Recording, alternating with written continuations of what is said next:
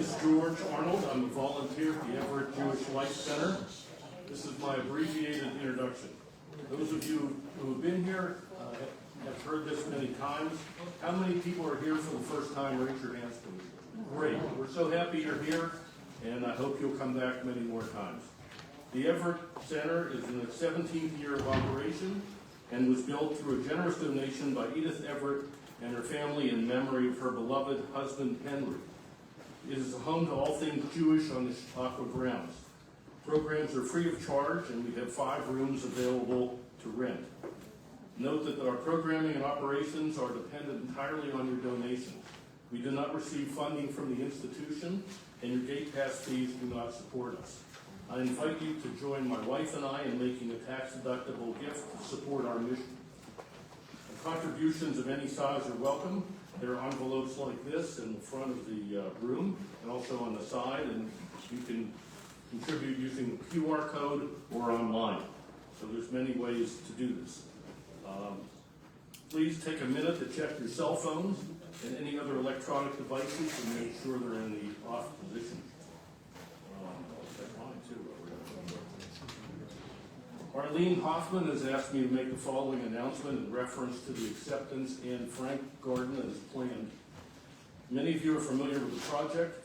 For those of you that would like to learn more, please attend the overview and listening session on Wednesday, August 20th at noon in Smith Wilkes Hall. You will have an opportunity to share your thoughts at the same time since the project is still under development. The acceptance garden will have a sapling from the horse chestnut tree that grew outside Anne Frank's window in her Amsterdam hideout. All are welcome to attend. And now to introduce our speaker, Dr. David Elcott has spent many decades working at the intersection of community building, the search for a theory of cross-boundary engagement, and interfaith and ethnic organizations, organizing and activism. Trained in political psychology and Middle East affairs at Columbia University, and Jewish Studies at the American Jewish University. Dr. Elcott formerly served as National Interfaith Director of the American Jewish Committee and the Taub Professor at the Wagner School of Public Service at NYU. He is now a professor and as part of Columbia University's Center for Justice and Hudson Link for Higher Education in Prison, teaching incarcerated men who are studying for their college degree. Dr. Elcott is the author of The Sacred Journey, The Jewish Quest for a Perfect World and Faith, Nationalism and the Future of Liberal Democracy. He is a media commentator who's been heard and published across many continents while representing the Jewish community at the Vatican, in Europe, Latin America, and the Middle East. His newest book explores the impact of religion on immigration policy around the world. It is available at the bookstore and one of the front tables. The title of his lecture today is Nationalism and the Future of Liberal Democracy, Finding a Jewish Theology of Democracy. So I'll now turn the podium over to Dr. Elcott.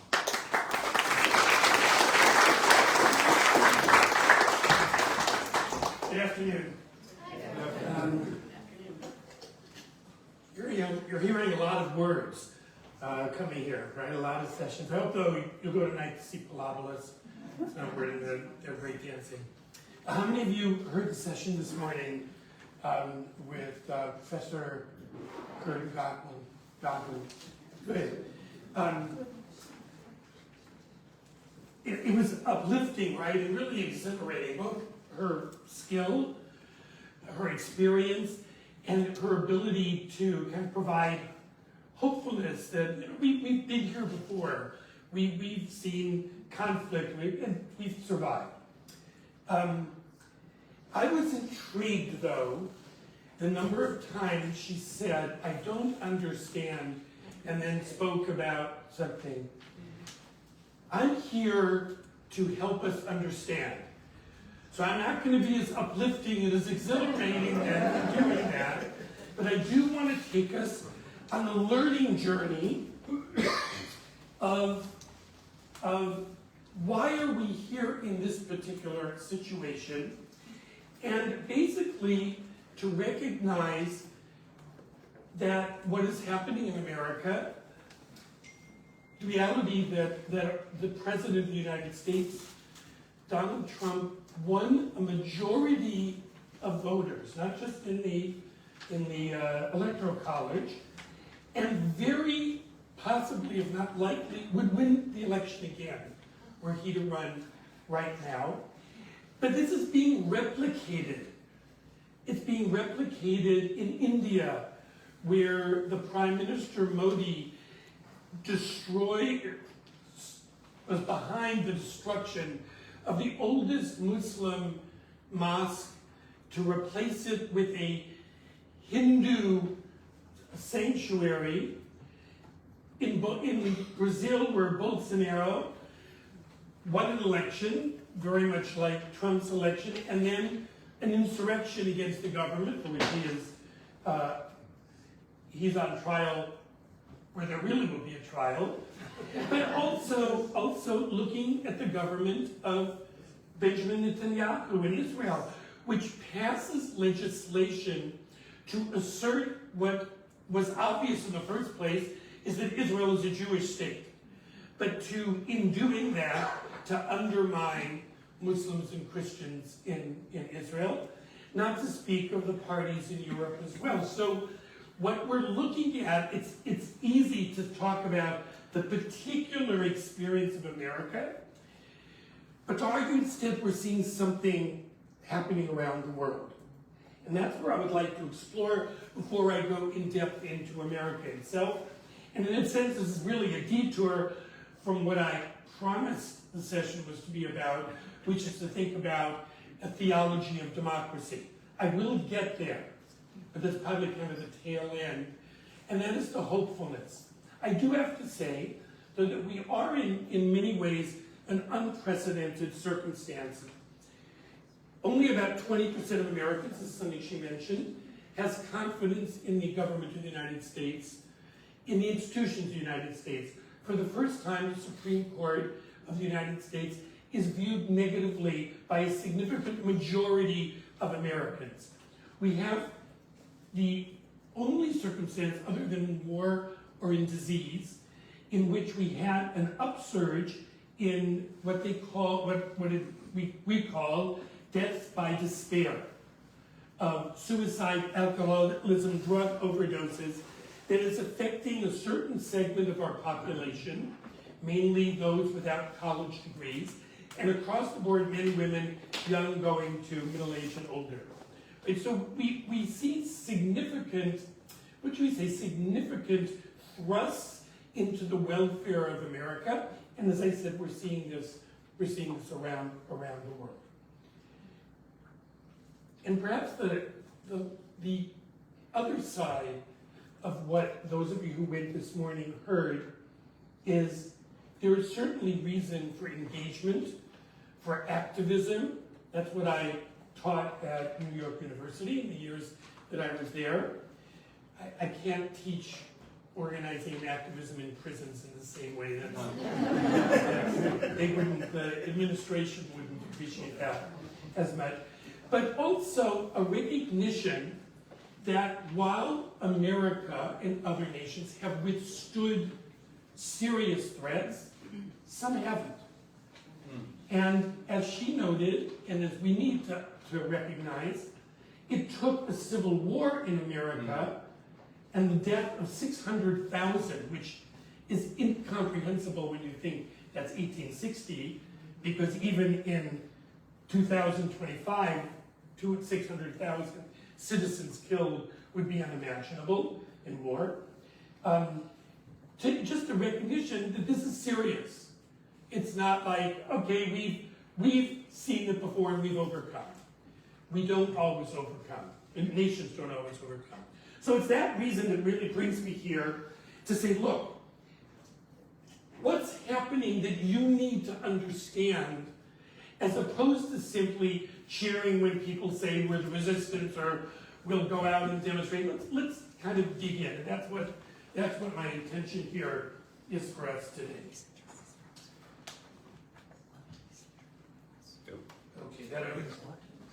Okay, so when I ask you about democracy, what's democracy? The slides are background for you to read, so I don't have to say things. When I ask you about what's democracy, what is democracy? Representative government. represented, and how is it represented? How do you know who the government is? Vote. You vote, right? And what's the rules of voting, in theory? One man, one vote. One person, one vote, which means, and how do you know who wins? The majority wins, right? And we know that. We learn that as little kids. Literally as little kids. You go to a preschool and the teacher will say, let's take a vote. Who wants to play outside and who wants to play inside? The kids will say what they want and the majority rules. That is an understanding of majoritarian democracy. Is that American democracy? No. Well, it's a little more complicated. There's another form of democracy, which is representative government that protects the rights of minorities. And that's the first 10 amendments to our Constitution. That wasn't always the case, right? Majority rule, let's say, particularly in Europe, in France, the government is perfect truth because the majority of the people will that. Right? In America, that was not the way it worked. It said majority rule, but the majority rule is limited by minority rights. That's a second way of understanding democracy. That is not the same as majority rule. Another way of thinking about democracy is a little bit more amorphous. It's about a culture, the way the people understand its past, the story they tell, the way they feel connected at the present, the way they imagine a future, right? And that America has a story to tell, as does Israel, to be the Yom Amchoshi Ba'atzenu, to be a free people in our own land after 2,000 years of yearning. There's a story to tell that brings us together.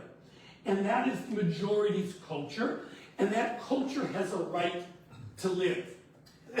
What we're seeing, and we presume that these three understandings of democracy can live together in harmony.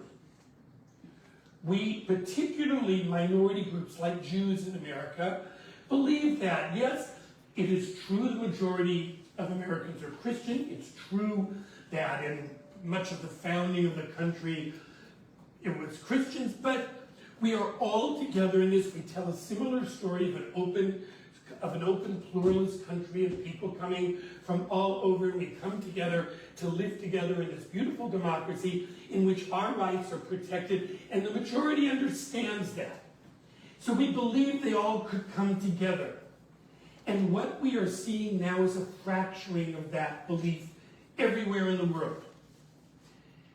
To be German, my family lived in Germany for at least 1,000 years.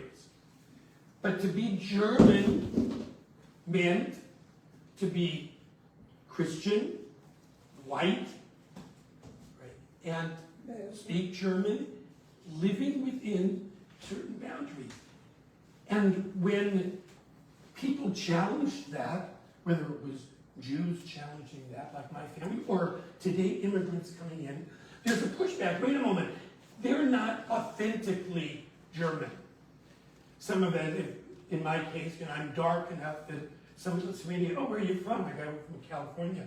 No, but where are you really from? What are they asking? They're asking a question, where am I really from? Because somehow I don't quite fit in, right? So all over the world, we're having a challenge to the way that democracy comes together. And in particular, populism, its challenge is that, wait a moment, we're the majority. Why can't the country reflect the will of the majority? In this case, in America, it's a Christian majority. And we'll talk a little bit about what that means. In Europe, it's a Christian majority, so Muslims coming in are a challenge. But in Israel, it's a Jewish majority. India, a Hindu majority. In Muslim countries, a Muslim majority. And there's a real shredding of the idea that democracy can allow all of us to live together in harmony. It's not that minorities can't live within, although in some cases that is unfortunately the case, but you need to know your place. We've heard that, right? Not our generation, but a couple generations ago in America. We heard that. So what's happening is that a significant portion of Americans feel, well, how many of you have a passport? Take a look around the room. What percentage of Americans have a passport? Under 50%, right? Right, under 50%. Let that, in a sense, be a way of understanding a little bit about the divisions in America. Because those of you who raised your hands with a passport are people who, oh, I'm happy to go to France or go to Japan. I'm going to take a trip. I'm going to go on a safari to Africa. Because the world is open to me, and I'm comfortable in multiple cultures. In fact, I'm comfortable in any culture. When we brought up, we had 4 kids, when we brought up our children, it was important for us that we felt we could drop them anywhere in the world and they could make their way. Right? Well, there's a whole segment of America that doesn't see it that way. They are, as opposed to, they would argue, many of us are nowhere, they are somewhere, they are someplace. They live within a community, within a culture. They live where there are standards, even if they don't follow them, right? Which, okay, some may say that's hypocrisy. No, that's living within your community.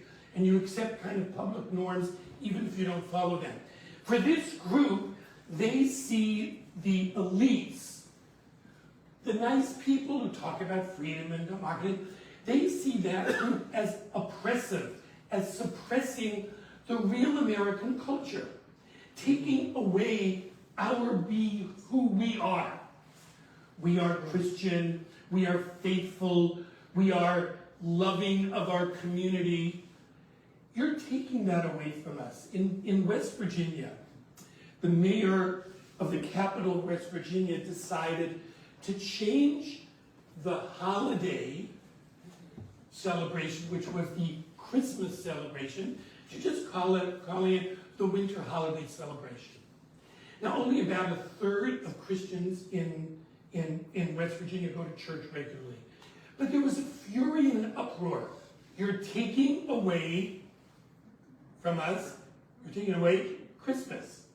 You are robbing us of who we are. And she had to flip back and reinstate the Christmas celebration. It's pervasive in ways that many of us did not take seriously. The flags of Norway, of Switzerland, of Iceland, of Sweden, what is the flag? Cross. It's a cross, right?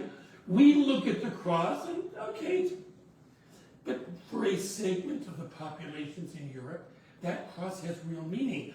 Not religious meaning as if I'm going to church, but meaning of identity. It tells me something about who I am and what my culture is. And if you rob me of that identity, you are undermining who I am, what my community is, what values we hold, how we see the country in which we live.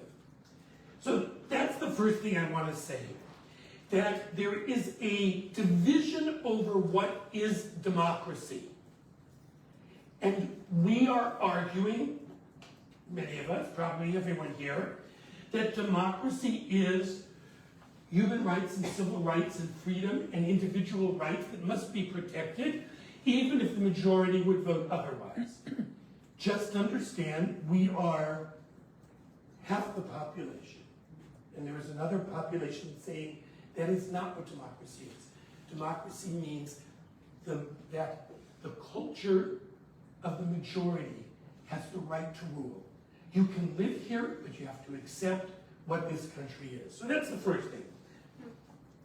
The second thing I want to talk about that's fueling the populist revolt is what really matters. Like, what's really important. Now, for many of us, having ourselves or our children or our grandchildren go to fine educational institutions, getting a college degree, probably even a secondary degree, right? Having a profession that is meaningful and significant, that takes education and training, that we need to be literate, we need to understand world culture, We want to have our, in our schools, they should not only be teaching about the Christian culture of Europe and America, but they need to know more about the entire world. That is what America really is. That is what the elites of America say is important. Harvard, Columbia, UCLA, Brown, what are the other schools that are under attack these days, right? But why are they under attack? Why would anyone try to undermine these institutions that produce so much? Because my identity, the meaning in my life, the faith that I have needs to be honored, needs to provide pride and not shame. Because shame undermines who I am. And when that happens, when I am called deplorable or dispensable, that who I am doesn't matter because I'm not educated enough. I'm not sophisticated enough. I'm not cultured enough in world culture. I have a sense of shame. I rebel against that. I fight against that. I don't want that shame. Arlie Hochschild, wonderful anthropologist, describes going to a Trump rally in Louisiana. And she said the people gathering there for the first time felt there are others like me. And we can feel pride in who we are. And the person standing there is telling us, it's not my fault, the conditions in which I'm living, the complicated situation of feeling poor, of my family falling apart, of not having the job that I want. That's being imposed on us by others who don't respect who we are, who don't honor us. And so there is a rebellion, right? A rebellion. I will not accept the shame that I'm feeling, that there must be an alternative. So the second piece of this is, and this is a little bit harsh for us, because we think we're good people and we respect everybody and we honor everybody. But the research that preceded my book was going to churches, all over the country, and in Vidalia, Georgia. Anybody ever been to Vidalia? What do you get in Vidalia? In fact, I took my clothes that I had in my suitcase, I threw them in a bag, and I filled my suitcase with 25 pounds of sweet Vidalia, because that is all there is in Vidalia. But in listening to the people there, in Vidalia, Georgia, in Knoxville, in Tennessee, in Texas, in Florida, even places like in California, I'm listening to people with a lot of pain, a lot of hurt, a lot of feeling under assault, and looking for meaning that they're not receiving. So it's another piece of our story. The other thing I want to talk about is some wonderful research by Jonathan Haidt and others in understanding the core of what makes a society function successfully. He argues in the language of evolutionary biology, why did our particular strain of hominoid survive and others didn't? Well, he asks the same question about societies. Why did certain societies or cultures live and succeed and others died out? And he argues they have to have these 5 qualities, right? These 5 qualities. And I'm going to focus on one in particular, but authority, loyalty. You have to have that. You have to respect the hierarchies. You have to be loyal, even when you think it may be wrong, but you're still going to follow it. Purity, I'll come back to. Fairness and compassion. It turns out that conservatives overwhelmingly are very strong in the first 3, authority, loyalty, purity.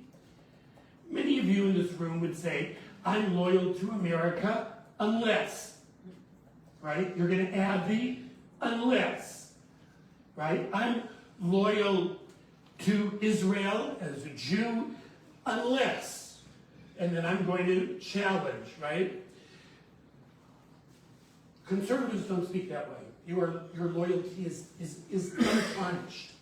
It is not going to be grabbed away by virtue of some particular behavior. So a lot of the things that we see, even in the insurrection that took place in 2021, but it was an insurrection out of loyalty and the acceptance of authority. I was challenged to go out and defend my country, right? Conservatives are much more likely to speak that way. By the way, liberals, progressives, much more on compassion, right? And on fairness, there's a split. What is fairness? What is fairness? How would you define it? Equality. It's all right. Well, but what's equality? Equality is complicated, you know? So fairness is opportunity, leveling the playing field, right? That it's not really quite, it's what they call, well, if you want to watch a baseball game, equality would be you're looking over the fence and everybody gets a bench to stand on. Except if somebody's 6 feet, he's going to see it better than somebody 4 feet, right? Rather, we would talk about saying each one should have just high enough that they all could see. But there's another notion of fairness, which is when you get what you deserve. You get what you earn, and you don't get more, right? But on these three, authority, loyalty, purity, is part of what binds Americans together. Binds the nationals who are committed, and in that, the purity means things can defile my country. They defile me, my community, my country. Now this is a little bit harsh for us here. It's very pleasing. You see a lot of American flags. You also see a lot of LGBTQ flags out there as well. But if you believe that God promises the world in a certain way, sees the world in a certain way, then those things which are immoral undermine the purity of your country. They undermine the purity of your society. So we're going to come back to that, to why purity becomes so important in a religious revolt that's taking place. So what does that lead me to? So you may remember the Mayflower Compact, when the first pilgrims or Puritans are coming over to America. And the way that they talk about America in the founding of the country, which, while it's not the only story to tell, it is the pervasive story. And that is that America was founded as the new Israel. It was the reincarnation of God's biblical promise to have a certain people in a land that would be in union with God, that God would protect this country being created, and we would be faithful to God. That in fact, God would bless America. Somebody could even write a song about that. And he was Jewish, right? That God would bless America, but we had a responsibility as well. Our responsibility was to protect the integrity of the country, the moral values, to be biblically pure, and that causes a problem. If I believe that in God's plan, only a man can marry a woman, that homosexuality is a sin, or I believe that killing a unborn human being is a sin, then I have a problem. I have failed to protect, to do God's work. I have failed to protect America from its sin, right? That we have allowed for a sinful nation. And if you listen You listen to Modi in India. He speaks that language in the case of Hindu purity. If you listen to the coalition in Israel's government, and you listen to the rabbis in that coalition, you hear the same language of protecting the purity. Often in the case of Israel, it's the purity of the land. This land we own. In Europe, you hear the same thing. The moral values, it may not always be the same, but it's the fundamental principle that to be a citizen means you must protect God's promise, and if you don't, there is a serious problem. Because if I'm a citizen of America, and the government of America not only sanctions, but actually makes sacramental marriage between two men or two women, or allows someone to change from being male to being female, because I'm a citizen, I am now complicit. It is now my sin. And what is going to happen to America? God will lift up, like God did from the temple in Jerusalem. God will abandon America, and America will be destroyed. So this battle isn't just a political battle. It is a battle for doing God's work on earth, for which America is God's agent and must be protected. And this is where religion, nationalism, populism come together, right? And we misunderstand, significantly misunderstand, when we look at Donald Trump and say, look at this man, he's an adulterer.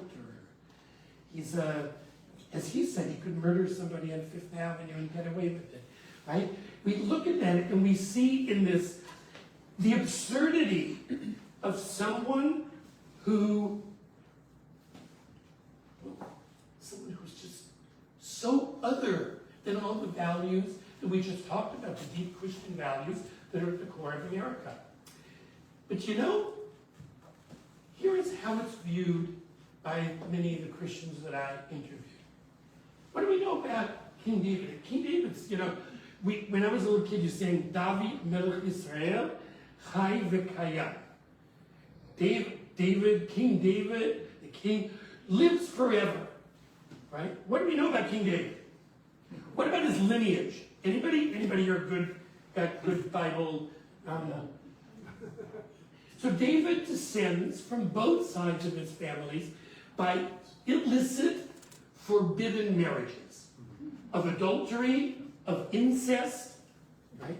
David himself was an adulterer and a murderer. And through him, the Messiah will come, right? Through him, the Messiah will come. Jesus is a descendant of David, right? So it is easy for faithful Christians, God-fearing, God-loving Christians to say, Donald Trump comes as God's agent to protect us and protect America from its defilement, which will ultimately bring on its destruction. And so there is a fusion of Christian belief in America, of deep Christian faithfulness, and a politics that says we have to have a revolution. And the reason it's a populist revolution is because populism is majority rule, not minority rights.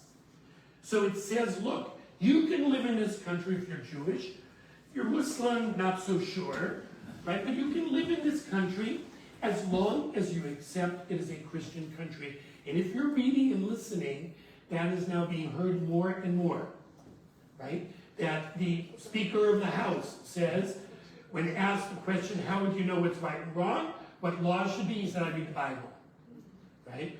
The Secretary of Defense recently even a bit more extreme on what Christianity has to offer. So the Christians in this country, this group, it's a small group, but then remember, revolutions never take more than 5, 6, 7% of the population to succeed. This is more like 20%, 25% of the population that fundamentally believe this, that we are in a moment of enormous threat. It's just not the threat that you all are seeing and I'm seeing. It's not the threat of authoritarianism. It's the threat of the undermining everything of what America is meant to be. Everything of the promise of America is going to be taken away unless we stand up and act and do whatever is necessary to protect America. Well, we're hearing this all over. Benjamin Netanyahu says, I have to do everything necessary to protect Israel, no matter the cost. And we're seeing that in country after country after country. Because, going back to the opening, because this understanding is that what we have understood to be democracy, that really was the 20th century, and certainly the second part of the 20th century, but did represent the Enlightenment, is under severe challenge. Some of us could argue, who've lived long enough, that we were blessed to live in the second half of the 20th century when the trajectory was clear. And that unfortunately, what we imagined, what Fukuyama said was the end of history, we are there, we've achieved it, we found that it's not true. So, last point, I did surveys all over the country among Christians. Turns out the one predictor wasn't the things that I thought would have been like how your parents vote or what does your church say. It wasn't this issue. The question was asked, is the world filled with sin and evil, or is the world filled with goodness and cooperation? People who said the world is filled with evil and sin invariably were the very people that were committed to the Christian revolution that I described. The people who answered this way were probably the way most of you in this room, would answer. And this becomes a dividing line. This issue of sin and redemption, right, versus the idea that we all together, cooperative, find love. Much of what you hear in Chautauqua, right, is not heard in so many places around the country. So hopefully my goal here is that this is not inevitable. This represents a portion of America. It is not all of America. And so we have a job to do. But part of the job is to listen a little bit better, to engage a little bit more with some of the people who don't come to Chautauqua, some of the people out there in the communities in which you live who actually see the world differently and try to engage them. And that's what made me think about what would be a theology of democracy. Because it's not enough for me, given the faithfulness of Christians in their view of democracy, it's not enough to say that's not nice, or we should all get along, or we should all protect minority rights. What would a theology be able to look like? Well, Christians have to come up with theirs. I would like to at least give a couple of very clear Jewish views towards what Judaism has to offer, not simply pragmatically because we're a minority and we want to protect ourselves, but because Judaism has something to say about democracy itself. The first is a really interesting argument among the rabbis over what debate is allowed. And they give two cases. They give the case of two houses of rabbinic thought, the house of Hillel and Shammai, that disagree. And the second case they give is the case of Korach. That's in the Bible, the guy who stands up and says to the people, why are you following Moses? Aren't we all holy? Basically, we should overthrow Moses. Ironically, you see the second guy, his conversation is not acceptable because he's using that duplicitously. He's using the saying, oh, aren't we all holy, so that he can gain power. That's a corrupt language. Well, we can think about it, we hear that language today. But they say when there are two different views of different people committed to do good in the world, and they absolutely disagree. It is possible, Elu ve'elu, both of these can be either the living word of God or God's living, the word of the living God, but that real disagreement is possible, and both can have justice in them. So that in the rabbinic, in the Talmud, the Mishnah Talmud, it is critical to retain the view of the minority. Because the argument is maybe someday the minority will be the majority, but we have to listen to the different voices. We may make in the end this decision, but we don't undermine the other. So Judaism, from its inception, understood, it's not that we don't have confidence, but it understood there isn't just one way. There are going to be different ways that we are going to understand what God wants, and we're going to follow that. So that's one piece. This was followed by the first chief rabbi of Palestine, who spoke. The guy was, you know what he looked like, right? Yeah, the whole thing, right? He was chief rabbi, but he had this line, right? Imagine it this way: when Jews recite the Shema, the last word is what? Echad, mean what? One. But it's interesting. So that's like there's only one. Only one. No, it's a little more complicated. The word echad, its root form talks about ihud as well, unity, hitachdut, right? That it's unity, it's unified. It's not just one, but rather, his argument is all the complex views that seem to us contradictory actually are within God, can come together and to be held together. I try to maintain that when I'm arguing with my wife, that it's possible that her views actually have, well, elu ve'elu, they're both the word of God. Right, so that's one idea. That Judaism understands, and therefore, somebody just recently said, oh, in Judaism, like only Jews can go to heaven. No.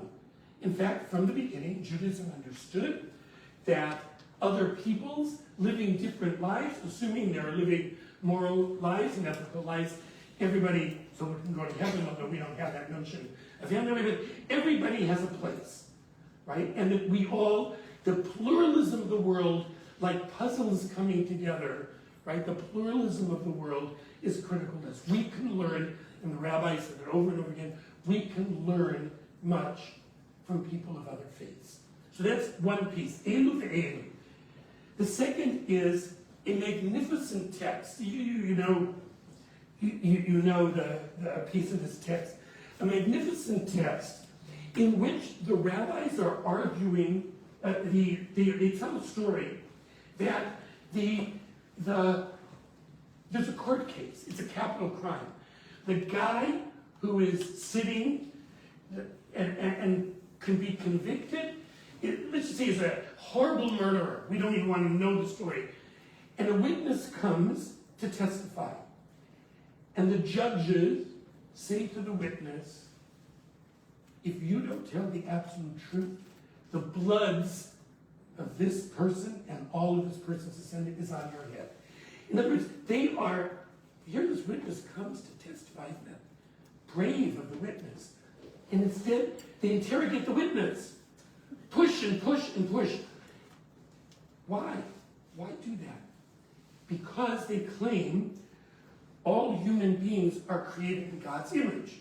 It's human beings are created in God's image. That's the opening of the Torah. Then they say, well, what does that mean? So they're going to play with this court case, and they're going to explain what it means. And they give 3 parables. The first one is they say, why do we say that every human being is created in God's image? Because every human being descends from the same one source.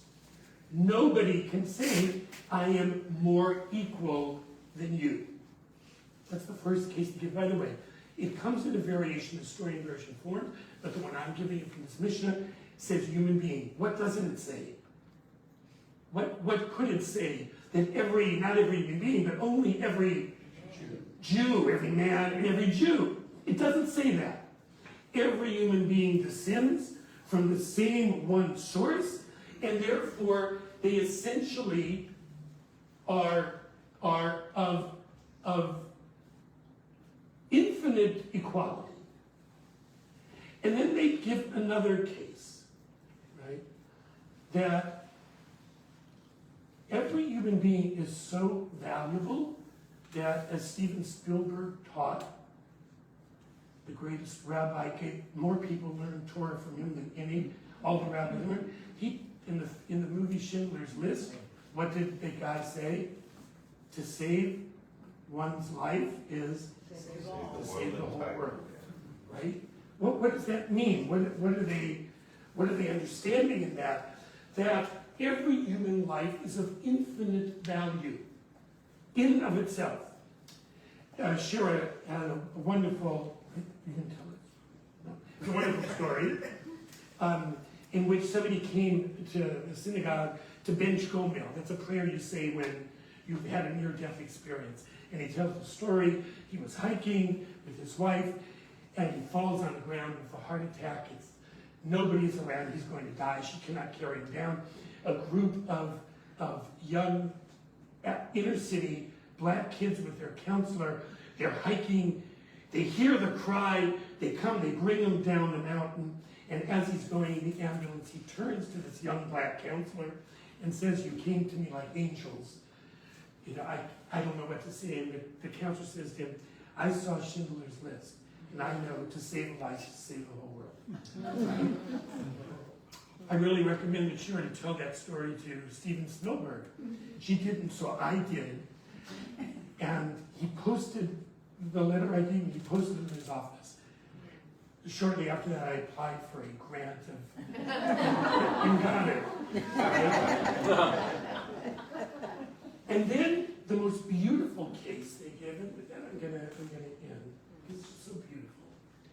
It says a king of England now, stamps coins, and on every coin it's King Charles, King Charles, King Charles. They all look exactly the same. It said God stamped God's image on every human being, and each one is different. Right? Infinite uniqueness. In other words, from the theological point of view, the greater the uniqueness, the greater the individuality, the more God is present in the world. The narrower you make it, the more you force conformity, God is less in the world. Right? So this notion is not, we're not making it up. This isn't some liberal, kooky language that's so nice about people. This is core Torah that Jews can teach. To save one life is to save the whole world, infinite value. Right? We all descend from the same source, infinite equality. And God wants the diversity. That's why we all look different. Even identical twins will have something different for equal uniqueness. Jews, we have a role to play, and it's not just picketing, which is great, and advocacy, which is great, and marching, and voting, and donating. That's all wonderful. But we also have a Torah to teach in America as well. And America would be a better place if we do it. Thanks.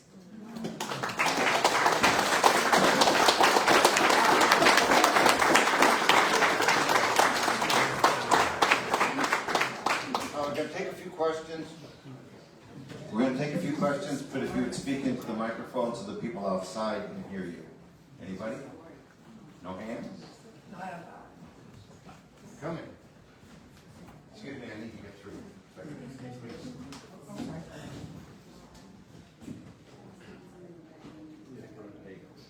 Thank you, Professor. I have an MBA from Columbia.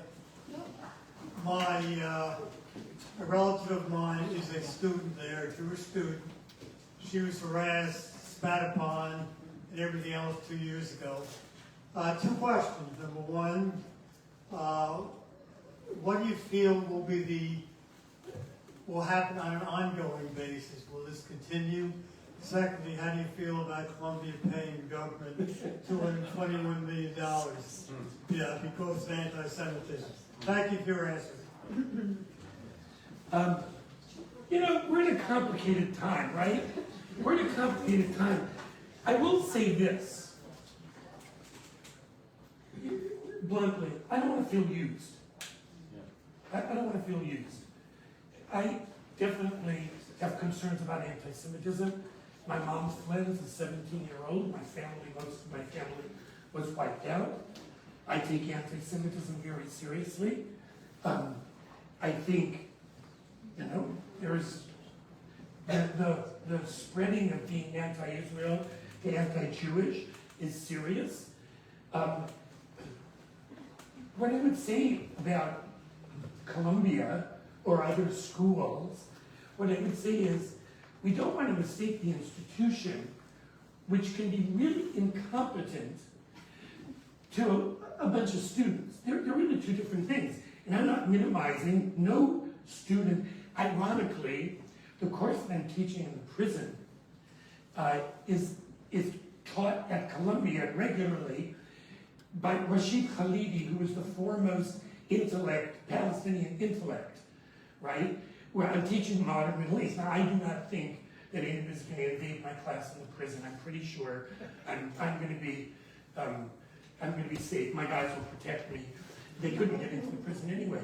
But Rashid Khalidi just said he's not going to teach the class this semester because it is so confusing what the administration is trying to do that he doesn't know that he could safely speak and teach without being under attack, right? So as Jews, we generally have been very sensitive to issues of free speech because generally when free speech is limited, we're the ones who are going to be limited. It's a hard balance. I want my kids, I've got 2 grandkids leaving for college in a year. I want them to be protected. I hate to think that they would determine what university to go to based on whether they're going to feel safe as a Jew, right? On the other hand, like I said, I don't want to be used. It does not seem to me that taking $1 billion away from UCLA medical research or Harvard is in any way to the benefit of us or the benefit of the world. So it's messy, but I do think we have an obligation to hold on to principles which are, we fight anti-Semitism, and we hold on to free speech at the same time. Yeah.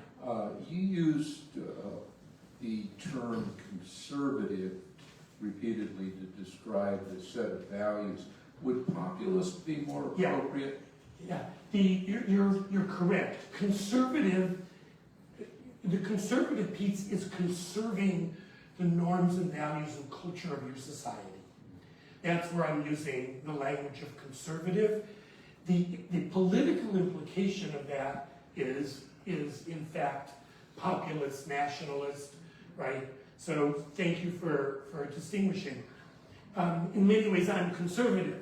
I hold on to a set of traditions. I want those traditions to continue. I want my children and my grandchildren to follow those traditions. So in that way, you could say I'm conservative. So you're right. And we're really talking about the populist piece is the majoritarian piece, where the majority, we have the right to determine what is. The national piece is the exclusionist piece. Our nation is somehow exceptional over all other nations, and therefore its defense is absolute no matter what it takes, right? So, and then being fueled by a particular religion in America, by a type of Christianity that is evangelical in its classical language, of it's out to spread the word, but it does it by enforcing rather than by simply teaching. Anybody else? You're all convinced, you got this down? Then take out a piece of paper and pencil, I'm going to test you We got Um, if you pass this down. I'm going to get a little dark. What parallels and how deep are they between Germany in the 1930s and the United States in 2025?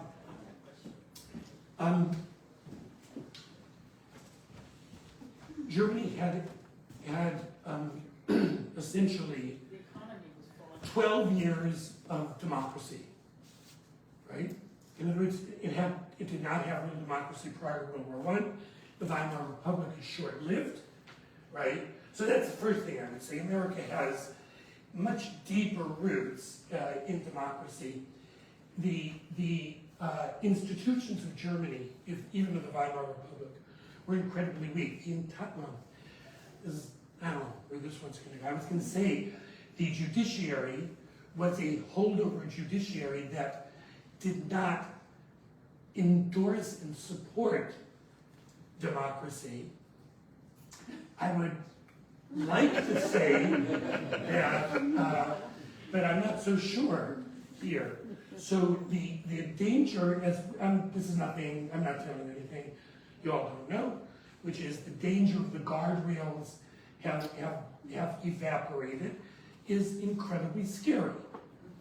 And where I disagree with this morning is just because we made it through doesn't mean we will make it through. And I am concerned about the passivity which says, I'm going to duck for a few years and then things are going to get better.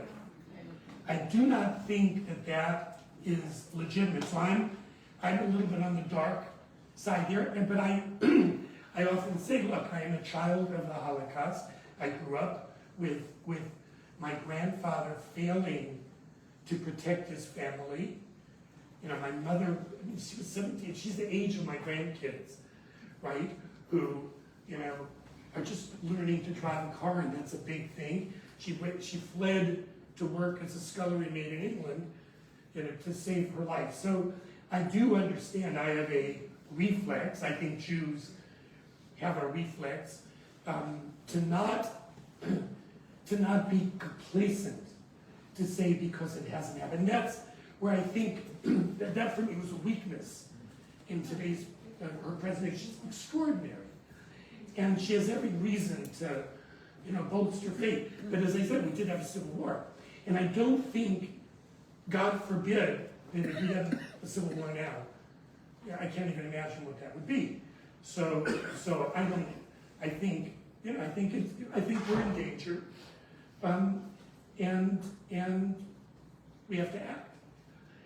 My line these days is I'm doing what I can, including like speaking here, so that my grandchildren will know I did what I could. I think everyone in this room, whether you have grandchildren or children or yourselves as well, nephews and nieces, we have an obligation to be able to say we did everything we could, no matter the outcome. I am hopeful, though.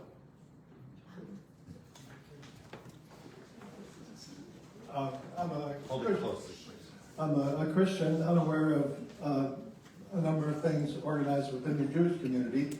I'm aware of Amanda Tyler and the Baptist fights against Christian nationalism. And I'm also very aware and supportive of Americans United for the Separation of Church and State, who bring lawsuits and fight for maintaining that separation. Are there Jewish organizations with which I should be familiar and give support in resisting Christian nationalism? No, continue pushing in the Christian community. There are fabulous leaders in the Christian community with whom I work, with whom I'm arm in arm, and I would place my life, you know, in trust to them. You know, I would say here, this is a case where, yeah, we have national that cross all different boundaries, but you know, the Christian community needs people like you standing up and saying, this is what Jesus said. Jesus wasn't saying that. Jesus, I'm just publishing the book it's in the bookstore. Unfortunately, it was supposed to be here. I was supposed to do a book signing. It's a great book. That book is this book that I'm talking about, Faith Nationalism in the future of liberal democracy. But a new book that's coming out, it's not out yet, is on religion and immigration, right? Jesus had a lot to say about outsiders. You need that voice, right? So there are great Jewish organizations working for democracy now. In fact, my son-in-law happens to have founded an organization called the More Perfect Union, and that's calling on synagogues and GCCs and Jewish groups and organizations and individuals to sign up to defend democracy, right? So there are Jewish organizations doing that, but this is really a time where I would say you are so much needed within the Christian community right now, and that's fabulous that you're doing that work.